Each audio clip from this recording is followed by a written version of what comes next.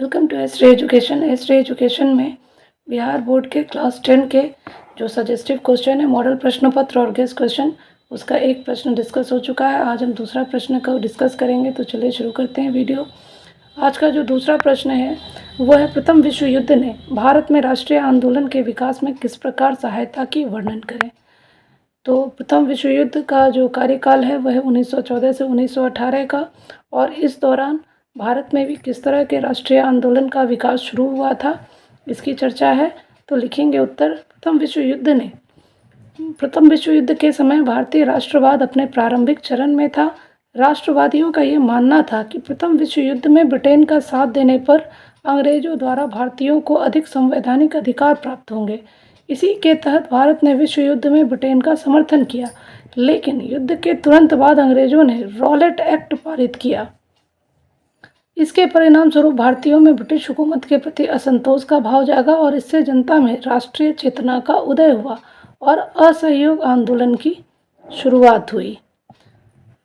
वहीं युद्ध और सैन्य व्यय में वृद्धि होने से ब्रिटिश सरकार द्वारा टैक्स में भारी वृद्धि कर दी गई, जिसके फलस्वरूप गांधी जी द्वारा सविनय अवज्ञा आंदोलन की शुरुआत की गई। इस प्रकार प्रथम विश्व युद्ध ने भारत में सामाजिक, आर्थिक एवं राजनीतिक सभी क्षेत्र को प्रभावित किया, जिसकी परिणति राष्ट्रीय आंदोलन के रूप में परिलक्षित हुई।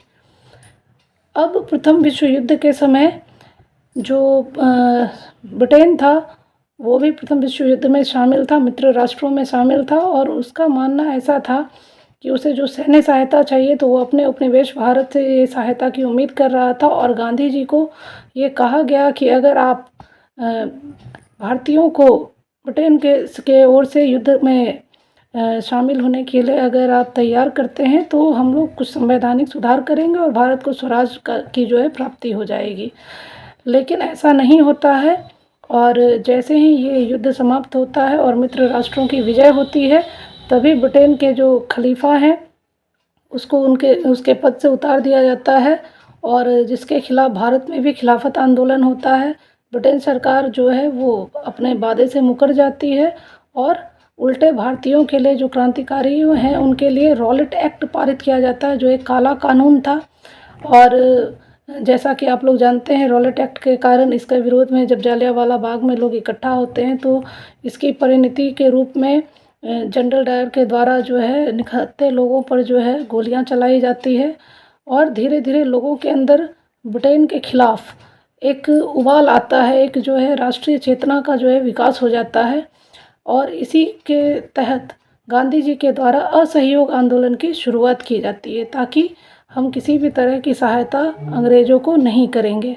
और आगे चलकर जो टैक्स लगाया जाता है, नमक कर लगाया जाता है, अलग अलग कानून बनाकर टैक्स लगाया जाता है, उसके कारण गांधी जी के द्वारा सविनय अवज्ञा आंदोलन की शुरुआत की गई, और जो पूरे भारत में एक बहुत ही बृहद रूप में ये आंदोलन फैला और लोगों के अंदर जो है अपने देश को स्वराज प्राप्ति के प्रति जो है सचेष्ट देखा गया। तो ये होगा ये दूसरे प्रश्न का उत्तर। अगर ये वीडियो पसंद आए तो वीडियो को लाइक करें, ज़्यादा से ज़्यादा इसे शेयर करें और सब्सक्राइब करें। Thanks for watching.